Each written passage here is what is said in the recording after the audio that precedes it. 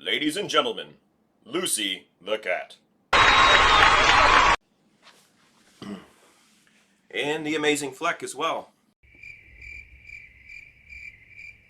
Thanks for tuning in, everyone. I don't know what time or day of the year it is when you're watching this, but right now it's a Saturday at the end of January. Having a cup of coffee on my day off and hanging out with my cat. About to do another video on 10 things I could do to improve my channel.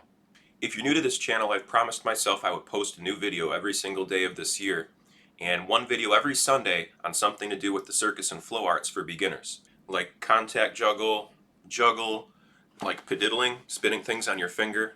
We'll do another one on slackline and wire walking.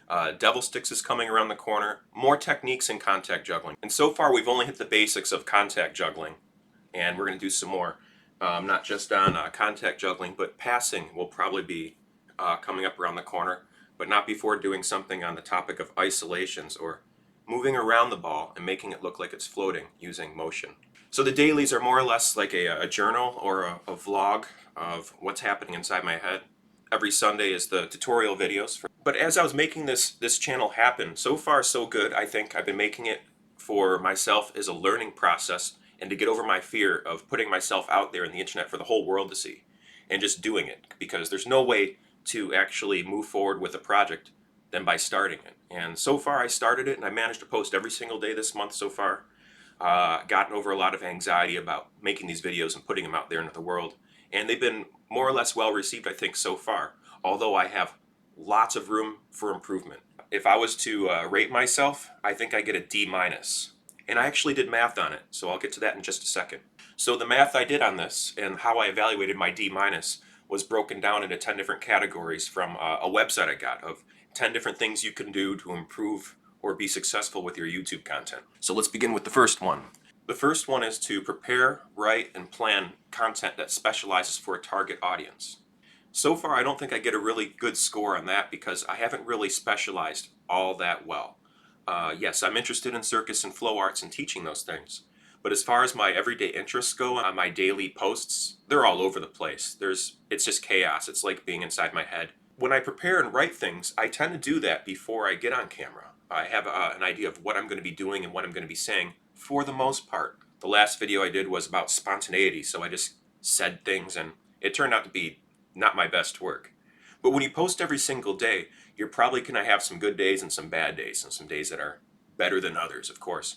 And I have to live with those. I have to make those happen and then look back and reflect on them and find ways to improve on that. So when I do write content and I come up with ideas and I put them to paper, I found that the videos overall turn out to be a lot better because there's some semblance of organization and they make a lot more sense to the viewers out there in the internet, not just for me and my manager Lucy the cat here. So as far as my grade, if I was to give myself on a scale 1 to 10 for planning, writing, and preparing quality content, I think I get a solid 4 for that one. So number 2, the second thing, get some quality equipment. I've never really had the best equipment. I have a Logitech Brio. Well, it's more or less good for my purposes here. But as I move forward, I'm going to eventually want to get upgrades with better quality video, sound, and a better set. So it's not just this bland couch I'm sitting on or walking on a treadmill or walking on a slackline in my backyard. So for quality equipment so far, I've acquired more equipment, but it's by no means top-notch or really good equipment just yet. On a scale 1 to 10, I'm going to give myself a 4 for that one also. I mean, I don't have horrible equipment, and I do have this really good equipment like this mixer I just got and the microphone and all this new stuff that I don't know how to use yet. So bear with me, give me some time, and we'll start putting that to use and see how much of a difference it makes here on the channel. Number 3, inspiration. Well, I have plenty of inspiration. I've been writing down things for years now in a bunch of little notebooks.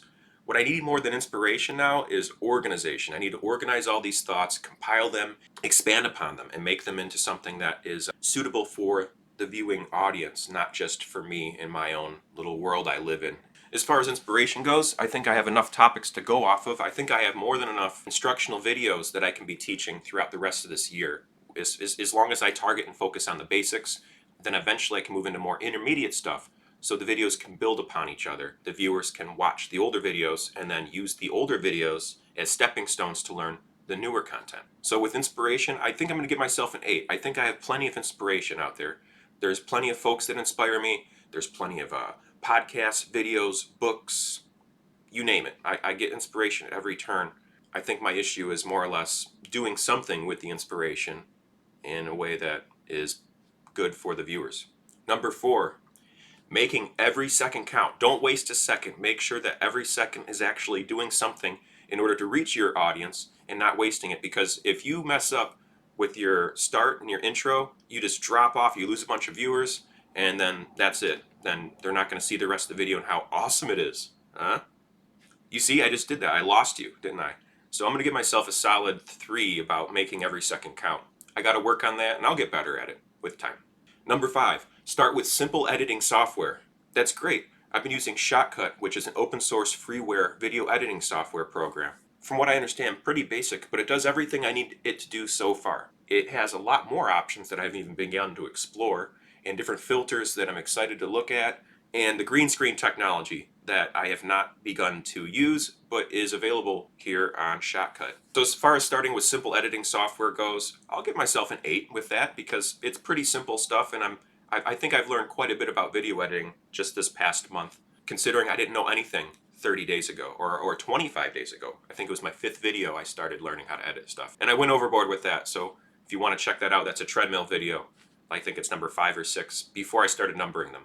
Number 6, optimize your videos with keywords and phrases so they can be easily found and searched for. Well, that's never been a good strong point for me either. I haven't really ever experimented too much with marketing. Marketing is something I need to level up on quite a bit if I want to be successful with this YouTube stuff. So far, I'm up to about 264 subscribers, and I think a lot of that's from my own social circle or people who already know me. And I've been receiving a lot of support from people who know me already. Now, if you don't know who I am and you're just stumbling on my videos, I'm just some dude ranting and talking. Most of my videos has nothing to do with me being amazing, and the quality is really not good, and I don't blame anyone for not wanting to finish watching any of these videos.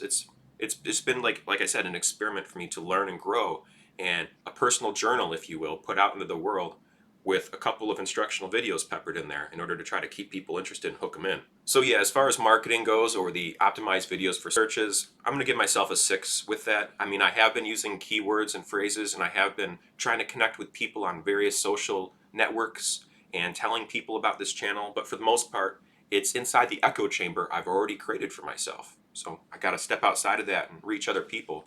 But first, I need to make better quality videos that make every second count. Moving forward. Number 7, connect with your viewers. I think I'm doing okay with this considering that I don't get too many comments on my videos just yet. I'm still just starting out, and the comments I have received are fortunately from supportive friends and people who know me.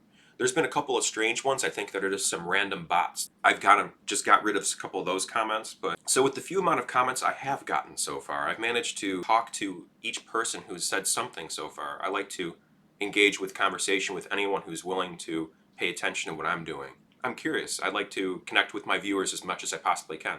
So if you comment on any of my videos before I get too famous, I would love to have a conversation with you and take any suggestions you can give me on what I can do to make better content and what you think could make me more successful. So with connecting with viewers, I'll give myself a 7 because I think that I could engage more with the viewers. However, I haven't ignored anyone yet that I know of. If I have ignored you, leave another comment. It'll come up in my notifications, and I'll apologize, and we can have a little conversation in the comment section. Number 8, build your network. Building your network more or less means, according to this article, connecting with other content creators and with other social media platforms and finding a way to bring it all together in a way that makes you a little bit more successful and puts your brand, they call it, out there more often. I think this also kind of falls in line with marketing, and that whole networking thing is something I'm learning how to do better with every day that passes on by. I think it's fair to give myself a solid 2 for that. I definitely have a lot of room for improvement. Number 9, ignore all the negative comments. Apparently, people get a lot of negative comments whenever they're postings regularly on YouTube. It's just part of the internet. People are going to hate what you're doing. People are going to troll you.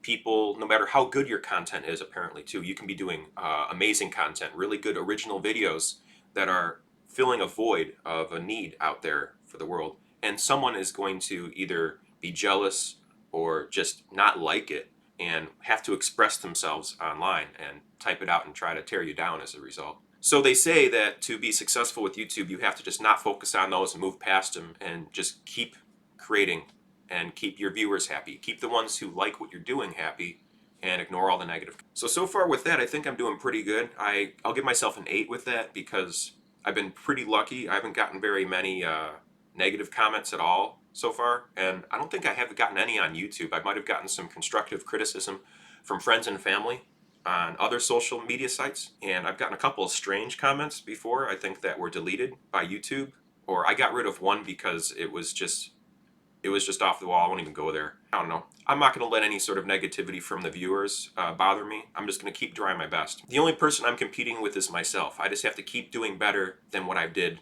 previously and keep moving forward and keep building on what I'm doing. The blinders on and keep the haters in the peripheral and keep focused on the prize. The viewers out there who appreciate what I'm doing, keep getting better at what I'm doing for the viewers that care. Last one, number 10, is to upload regularly. Hey, this is great. This is what I have been doing. I've been posting every single day, sometimes twice a day. I think that that's a big thing that a lot of new creators fall short on, is posting regularly. I've been posting every single day, so I think that I'm doing really good in that regard compared to many other creators out there. So I think that's my first 10 I can possibly give myself, is because I don't see how I can possibly make more content than I'm already making so far. If anything, I think I should dial it back and focus on making better quality videos before sending them out. But I'm trying to beat myself up and just force myself to put stuff out there, for better or for worse. It might hurt my reputation or slow down my progress with getting more subscribers at first, but I think that would probably be an okay thing, considering that I would want to make better quality content before having a bunch of subscribers. If I had a couple thousand subscribers and I keep putting out bad YouTube videos, I might just lose subscriptions. But if I start with a smaller amount of subscriptions and of supportive people, and I keep making more videos regularly, I can take advice and inspiration and ideas from the people who like what I'm doing or like me well enough to tell me what I'm doing wrong and what I can do to improve things. I think that could be a better way to go. I don't know. It's just an experiment. We're going to do this. I'm going to keep doing what I'm doing. Thanks to you, the viewers out there who are actually watching and engaging with me, I am feeling more inspired than ever to keep doing this. And I will keep doing this till the end of the year, for better or for worse. So overall, if you add up all those points, I get a 60 out of 100, which is my D- score. I'm proud of that D- because I've earned every percentage point of that D-. I think the advantage of having a D- is that as I keep making improvements, my average can only rise up. One of the disadvantages of having a 4.0 is that if you make one mistake, it only drops. You can't get any higher than that, unless you're at a college where you can actually count and factor in extra credit into your 4.0 and you have like a 4.16 or some such thing. The point is that it's easier to raise a lower grade than to keep a perfect score. So here we are. I'm on my Paisley couch with low quality equipment, with a low-end video editing software program, with the best manager in the universe, with a sunny disposition, with a bunch of inspiration, and with big plans for the future. I'm here for the long haul. I'm going to keep doing what I'm doing, and I hope you, the viewers out there, keep doing what you're doing and whatever your plans are, making your dreams come true however you can. So, you made it this far, you obviously like me enough. Thank you very much for watching. Thank you for subscribing and liking and commenting and sharing the videos you think other people would like. Please leave a comment below if you have any ideas for me. Shoot me a private message on my email. Whatever you gotta do, whatever you feel like doing. And this concludes today's video. So as always, from the amazing Flec and Lucy the Cat, my manager, keep safe, be well, stay humble, and peace.